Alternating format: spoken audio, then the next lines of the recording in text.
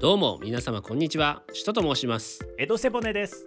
で、しとくん、一体全体どうしたんだい、急に僕を呼び出して。君には生徒役として呼ばせてもらったよ。今回ボートレース琵琶湖さんからボートレースの中上級者向けの動画制作依頼があってね、スタート展示の見方から合成オッズなどボートに慣れてきてさらにレベルアップしたいという人向けにこの動画を作ることになったんだ。ああ、なるほど。けど僕が生徒役ということはしとくんが先生役だろ。君そんな偉そうなこと喋れるぐらいボート上手かったっけ？少なくとも君よりはうまいよ。江戸くん去年回収率何パーだっけ？73%。僕は 82% の一昨年は 100% を超えました。ということで江戸くんよりボートがうまいということを証明したので、早速今回の動画は以下の内容で説明していきたいと思います。1、展示の見方。2、合成オッズ。3、琵琶湖 AI 予想。4、データの活用方法。この4つの項目でお話ししていくね。なんかもう名前を見るだけでお腹いっぱいになってきたよ。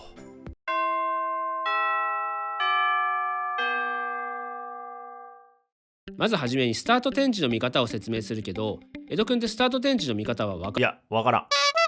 スタート展示は展開予想をする上で様々な情報が隠れているから絶対に見た方がいいよ。そんな江戸くんにスタート展示の見方を教えてあげるね。スタート展示を見る上で重要なのは主に2つ。1つはピット離れと進入。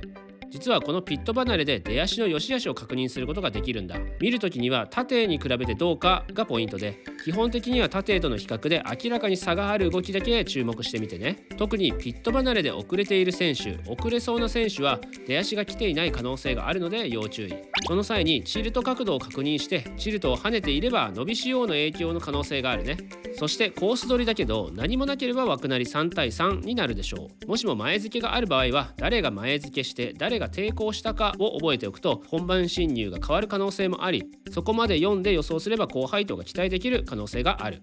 起こし位置も確認して、ざっくりでいいけどスローが 100m 起こしになっているときはダッシュにやられる可能性を頭に入れといてね。スタート展示は本番でこう行きますっていう意思表示だから基本変わる可能性は少ないんだけれど、前付けがあったりピット離れが怪しい選手がいたら要注意だね。2つ目にスタート展示で注目すべきポイントはスリット。ここが一番重要だね。ここでも縦と比べて足の差を見極めるんだけど、僕がやっているのはまず角受けと角を確認して比べる。枠なり3対3なら3号艇と4号艇だね。見るポイントはスタートスリットの前後。ダッシュの4コースは助走距離分、3コースに比べて全速になるのが速い。一見3より4の方がよく見えるのがスタートスリットの手前。しかしスリットを超えた後どうか、ここに注目してみてね。スリット後も3より4の方が伸びていく、相対的に見てぐいぐい前に伸びていく感じがあれば4の方が伸びがいいという判断になるんだけど、スリット後に3と4のスピードがほぼ同じぐらいになっていたら3が4の壁役になれると判断できる。あー、なるほど。僕わからないながら天井いつも手を一つ一つ見てたけど、比較して相対的に見るのが一番いいのか。次は4から6ダッシュ3手を比べてみて。この中で一番伸びていく選手は誰かを見極めてね。その次は同じようにスロー3手を比べてみてください。ダッシュとスローを分けて比べるのがポイントだよ。比べ終えたら伸びがいい選手の左隣が本当にへこむかどうかを考えるという感じだね。この際は節間の平均スタートやスタート順を参考にしてみるのをおすすめするよ。これをすることによって本番のスタートスリットが予想できます。本番のスタートスリット予想ができると1マークの展開も考えやすくなるよね。なるほどね。すごい分かりやすくて参考になったけど、周回展示はどうやって見ればいいんだい？僕ここいつも見てるんだけど、あんま見方は分かってないんだよね。正直これは慣れだね。慣れ？最初はあまり違いはわからないかもしれないけど、毎日同じ角度でいろんな体のターン周りを見ているとちょっとずつ違いが分かってくるよ。特に琵琶湖はうねりが出たりするとターンでバタつく選手が多くなる。そんな中でも他と比べてスムーズにターンができているか、バタついていないか、ターンを回った後の加速はいいかを注目することだね。結構抽象的だな。これはやっぱり数をこなさないと難しいところはあるけど、もしどうしてもわからないって人は最初は一回自分で周回展示を見てどの艇が良かったかをメモしておくんだ。この後オリジナル展示タイムというのが出るから、そこで具体的に展示タイム、一周タイム、回り足、直線タイムを見て自分の目展示が合っていたかを数字で確認することができるよ。ずっと展示を見るのがめんどくさいっていう人はこのオリジナル展示タイムだけ見るっていうのも手だしね。ちなみに僕はそのタイプです。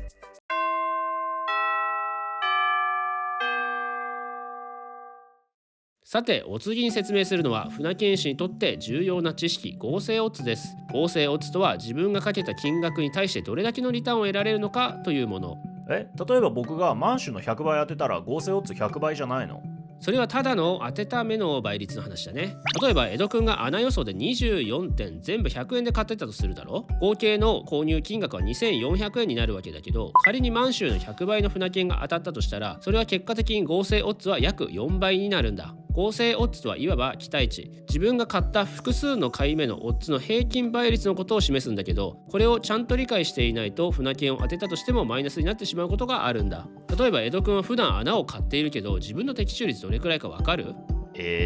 だいたい 10% ぐらいかな。10% ってことは10回に1回しか当たらない船券を買っているわけだけど、それに対して合成オッズどれくらい必要だと思う？考えたことないな。とりあえずバコーンと大きい払い戻しを受ければいいって考えてやってたから。だから君は負けるんだよ。正解は合成オッズ10倍だね。 10% しか当たらない、つまり10回に1回しか当たらない船券を買っているなら、当たった時外れた分の負債全部取り返せるぐらいの合成オッズが必要なんだ。仮に的中率が10回に1回しかないのに合成オッズ5倍の船券ばかり買っていたら、やればやるほどマイナスになるよね。確かに言われてみればそうだわ。だから船券を買うときはまず自分の的中率が何パーぐらいあるのかを把握して、その後に最低どれぐらいの払い戻しが必要なのか合成オッズを計算すると負けにくくなるよね。そんな的中率とか合成オッズとかバランスを考えるのが面倒っていう人でも、実際に船券を購入する際は最低でも合成オッズ3倍ぐらいはあった方がいいと思うよ。もし自分の今の買い目の合成オッズを簡単に知りたい場合は、テレボートを開いて自分の買い目を打ち込み、資金振り分け機能を使って1万円を振り分けてみてね。仮に1万円資金振り分けをして約2万くらいの払い戻しを受けられるように振り分けされたら合成オッズは2倍、3万円くらいの払い戻しが受けれそうな振り分けになったら合成3倍ということになるね。他にもボートレース琵琶湖の AI 予想のサイトでは合成オッズ計算という便利な機能があるから、この機能を使って自分の買い目を打ち込んだら瞬時に合成オッズを計算してくれるからおすすめだよ。こんな瞬時に計算してくれる機能があるのはありがたいね。これから合成100倍目指してみるわ。合成100倍は不可能じゃないけど、それはかなり修羅の道だよ江戸くん。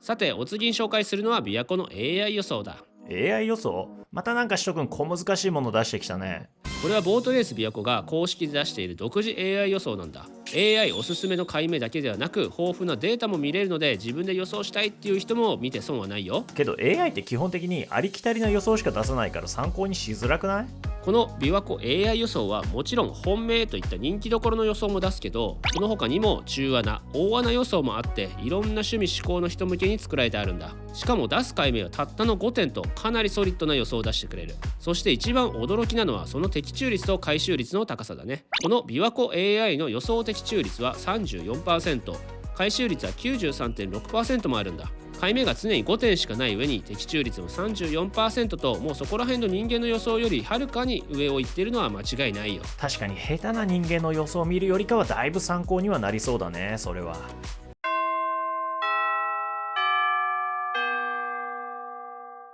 この琵琶湖の AI サイトはただ予想を出しているだけではなく、なぜその結論に至ったかというのをデータとして可視化してくれるんだよ。まずそのレースに出走しているメンバーの節間の展示タイム、オリジナル展示タイム、モーター連帯率、コース別成績、水面気象情報といったありとあらゆるデータを抽出し、過去の傾向データを参考に珠玉の5点を導き出しているわけだけど、 AI だけでなく僕らユーザーも活用して予想に役立てることができるんだ。江戸君的にこのサイトを見て何か参考にできそうなデータとかあるかい？いやごめん、俺数字とか棒グラフとか見るだけで頭痛くなるタイプなんだ。ちょっと聞く相手を間違えたかもしれないから、僕からおすすめのデータの活用方法を教えてあげるね。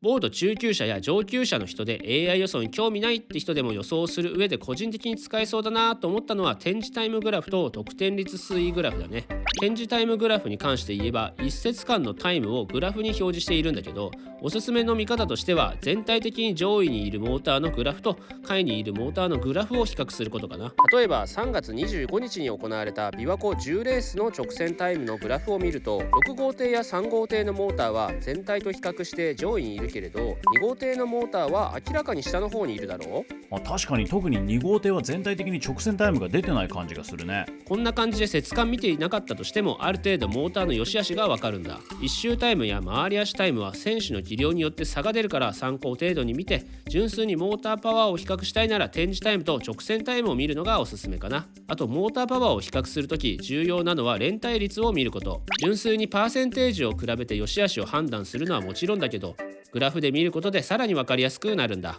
例えばこのレースの5号艇の43号機の2連帯率グラフを見てみると、上位ではあるけど説によっては2号艇や3号艇のモーターには劣勢みたいに見えるだろ。けど3連帯率で比較した途端明らかに突出したグラフになるんだ。本当だ。どの説で見ても常にぶっちぎりの成績残してる。もちろん連帯率というのは枠の利だったり選手の技量で変わるとはいえ、この43号機のように明らかにずっと上位の成績を収めているのが分かると、信頼度の高いいいモーターというのが分かるよね。確かにこうやってグラフで見ると分かりやすいな。あともう一個おすすめの項目として注目してほしいのは得点率推移グラフだね。これはいわば選手の節間を通しての調子を可視化しているんだ。初日から見てグラフが全体的に右肩下がりになっていたら調子を落としているけど、逆に右肩上がりになっていたら着順を取って調子を上げてきているってことになるから、その選手は注目した方がいいかもね。このモーターのグラフと選手の得点推移グラフを掛け合わせることで予想を組み立てたら面白い買い目が出てくるんじゃないかな。こうして説明を受けてみるとすごい見応えあるサイトになってるね。でもこのサイト使うのお高いんでしょ？なんとこちらのサイト無料です。ちなみにこの琵琶湖の AI サイトはユーザーの皆さんのお声を募集しています。こういったデータが欲しいというご要望があれば、近江ポイントクラブの節間アンケートでお聞かせください。さらなる改善を重ね、より見やすく使いやすいサイトを今後も目指していきますので、よろしくお願いいたします。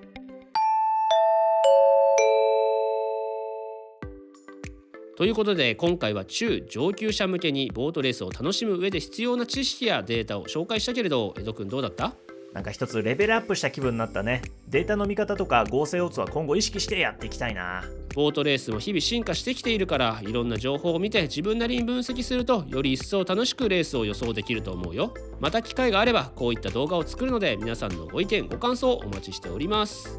しとくん、最後に1個質問あるんだけど、なんだい？合成オッズってどうやって計算するんだっけ？合成オッズってどうやって計算するんだっけ？君はこの動画をもう一回見直してください。